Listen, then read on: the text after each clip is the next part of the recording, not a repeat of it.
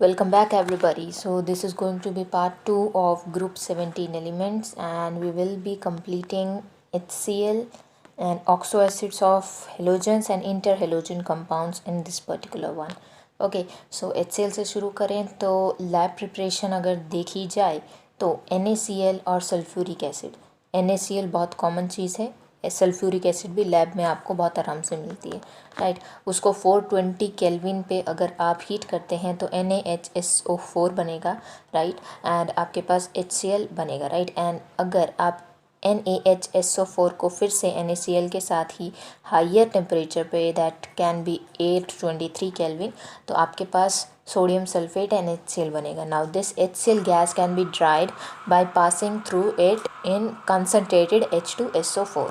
Okay, so ये आपका lab preparation हो गया। एंड वैसे भी जो दूसरे प्रिपरेशंस होते हैं वो तो काफ़ी आपके रिएक्शंस ऐसे होते हैं जिसमें आपका HCl बाहर इवॉल्व होता है। फिज़िकल प्रॉपर्टीज़ कलरलेस रहेगी, राइट, पंजेंट स्मेलिंग गैस रहेगी, then liquefied, easily liquefied, right, extremely soluble in water, बहुत ऑब्वियस सी बात है।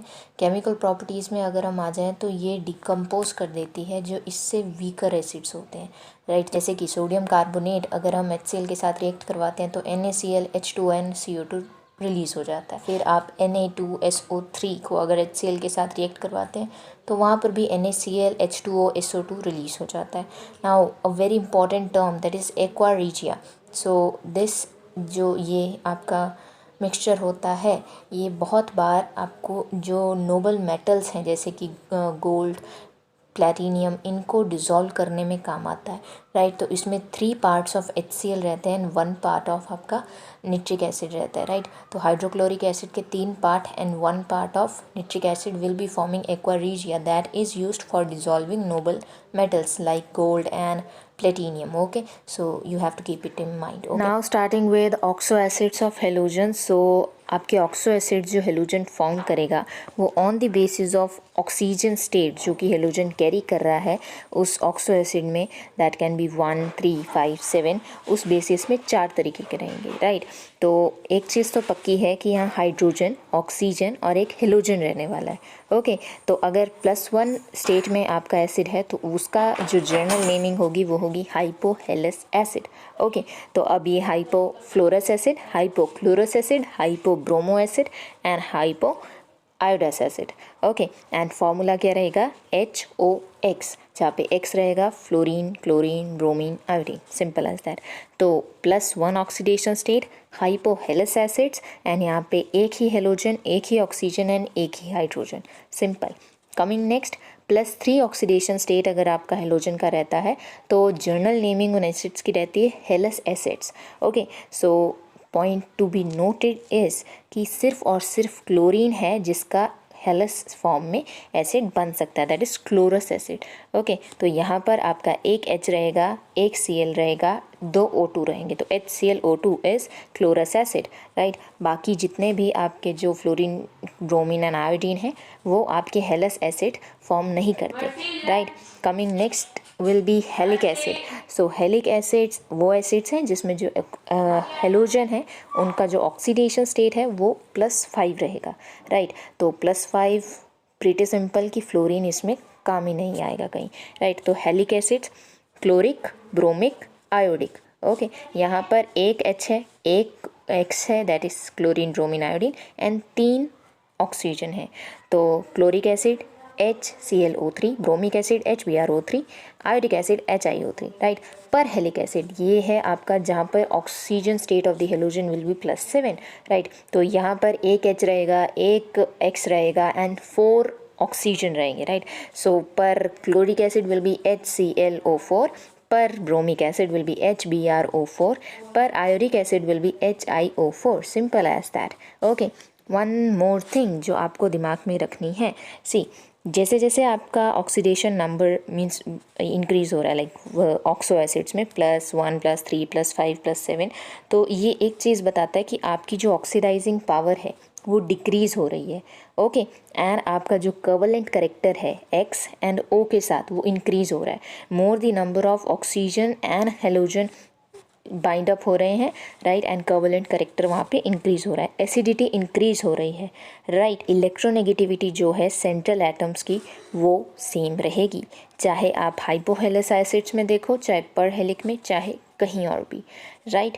बाकी आपका HOF then HClO then HBrO then HIO, अगर ऐसे आपको अगर कोई भी ऑर्डर देना है तो यहाँ पर oxidising power, acidic strength, thermal stability, electronegativity सब कुछ डिक्रीज होता है, right. So fluorine and then chlorine इसमें हाई लेवल पे हैं, right, and down the group वो डिक्रीज हो रहा है, simple as that. Next topic is interhalogen compound. तो हेलोजन जो है वो हेलोजन के साथ ही कंबाइन करते हैं एंड इंटर हेलोजन फॉर्म करते हैं, जैसे कि X डैश, ये NCERT की भाषा है, right, X dash 3, X dash 5 and X dash 7। Okay, तो यहाँ पर जो X है वो ज़्यादा इलेक्ट्रोपॉजिटिव हेलोजन रहेगा एंड X डैश जो है वो छोटा साइज़ में हेलोजन रहेगा, कम इलेक्ट्रोपॉजिटिव, राइट। जैसे कि अगर आपको ClF फॉर्म करना है तो यहाँ पर क्लोराइड Cl2 एंड F2 की जो वॉल्यूम होगी वो इक्वल होगी, राइट, 437 केल्विन पे, तो 2 मोल्स ऑफ ClF फॉर्म हो जाएगा, राइट। पर अगर आपको ICl3 फॉर्म करना है, राइट, तो एक इसमें जो आपका हेलोजन है वो ज़्यादा मात्रा में है, सो देयरफॉर उसको एक्सेस में लेंगे जब रिएक्शन करवाएंगे, तो I2 + 3 moles of chlorine gas will be giving us 2 moles of ICl3, simple. अब अगर आपको ऐसे ही ClF3 बनाना है तो यहाँ पर F2 एक्सिस में होगा, राइट। अगर आपको BrF5 बनाना है तो यहाँ पर BrF3 के साथ आप F2 को जोड़ दोगे। वहीं अगर आपको BrF7 बनाना है लेटस से तो आप यहाँ पर BrF5 के साथ F2 जोड़ दोगे, simple as that, right. Now coming to the structures, तो अगर आपका जो टाइप ऑफ हेलोजन इंटरेक्शन है वो एक ही हेलोजन के साथ इंटरेक्ट करके X डैश फॉर्म कर रहा है तो वहाँ पर हाइब्रिडाइजेशन sp3 रहेगी, शेप लीनियर रहेगी, ओके। अब दूसरा तरीका है कि आपका एक हेलोजन X है तो दूसरा हेलोजन X डैश 3 है, राइट, जैसे कि ClF3, राइट। तो वहाँ पर जो आपका हाइब्रिडाइजेशन रहेगा वो रहेगा sp3d एंड शेप रहेगी T shaped. Coming next will be X dash 5, for example BrF5, तो यहाँ पर आपका हाइब्रिडाइजेशन रहेगा sp3d2 एंड शेप रहेगी square pyramidal. Coming next X dash 7, so यहाँ हाइब्रिडाइजेशन रहेगा sp3d3 एंड यहाँ शेप रहेगी पेंटागोनल बाई पिरामिडल, और एग्जाम्पल रह सकता है IF7, okay. One more point is here to be noted, see आपके जो आयंस हैं जिनमें 2 या 2 से ज़्यादा इलेक्ट्रोनेगेटिव एटम्स होते हैं, जिनमें से एटलीस्ट एक तो नाइट्रोजन है, राइट, एंड वो एंटायर जो आपका मॉलिक्यूल है वो हेलाइड की प्रॉपर्टी शो कर रहा है, तो उसको कहा जाता है सूडो हेलाइड, ओके। मीन्स ऐसा आपका कोई कंपाउंड है, आयन है जो कि हेलाइड की तरह एक्ट कर सकता है एंड उसमें नाइट्रोजन भी पाया जा रहा है, तो उसको सूडो हेलाइड कहेंगे। With this we are done with group 17 elements, bye.